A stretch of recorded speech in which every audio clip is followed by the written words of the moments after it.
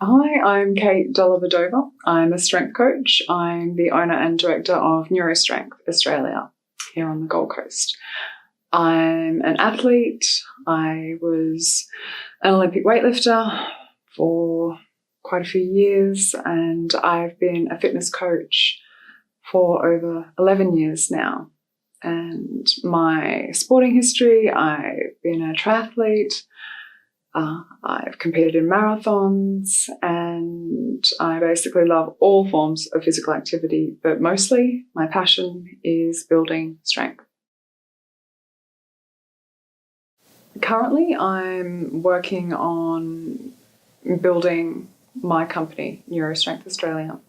So I have a passion for neurodegenerative pathologies and movement disorders, so hyperkinetic movement disorders, which involve abnormalities of muscle tone. And I use strength training principles that I've learned over the years as an Olympic weightlifting coach to treat symptoms of neurodegenerative disease. So neurodegenerative pathologies, it's a very broad term, but strength coaching my clients, I have a broad range.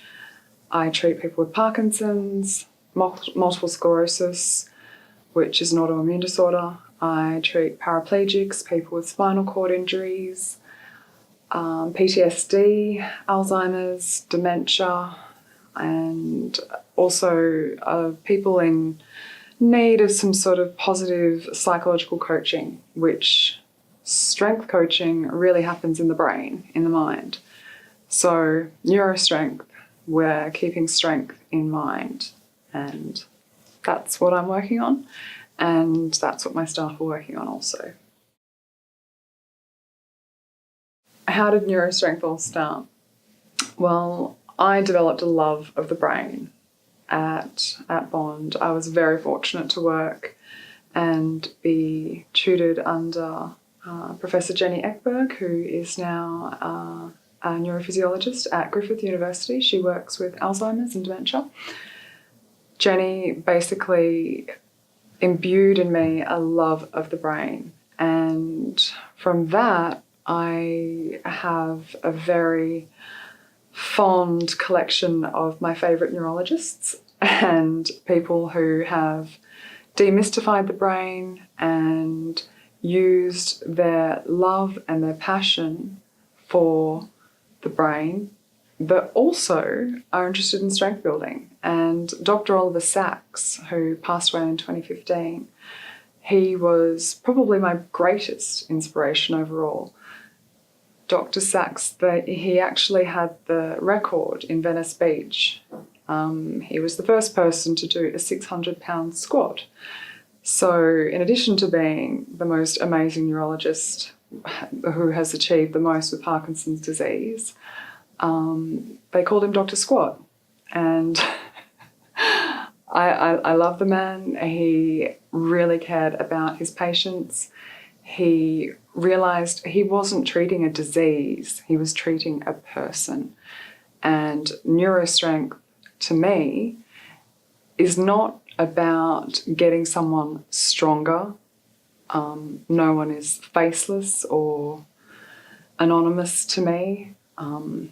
I look to the particular loves and passions of my clients and how strength coaching can facilitate greater enjoyment in their life, which in turn ameliorates the symptoms of their pathologies. So my research into neurological impulses and other research, it's been shown through measuring electrical potentials in the brain that you deprive the brain of info. So when you have multiple sclerosis, for example, there's demyelination of nerve cells, which stops signalling and causes limb non-use. Also, immobilizing a limb, which is the preferred choice of some physiotherapists, that actually causes a dying away of activity in the corresponding part of the cortex, which basically facilitates learned non-use. So in my client with MS, using a device that immobilizes his limbs is actually exacerbating and it's halting the neural impulses. So what little function he has, were he to continue with that course of therapy and wear that device for 5 hours a day, as was the instruction, then the brain has no reason to fire electrical potentials. And the central nervous system is an energy-saving system. It wants to preserve itself at all costs. Immobilize someone who's already immobilized because they're confined in a wheelchair, and their autonomy is going to be even more short-lived. I'm really excited when I get to go to work and see my clients lift things beyond what they thought they were capable of safely, and I get to supervise them and I get to share in their progress. And what's happened also is their family members, because you're not always treating just the client. No man is an island. Everyone is part of a community or a family. As a consequence, I'm now treating a lot of my clients' spouses, their children, and, that's great.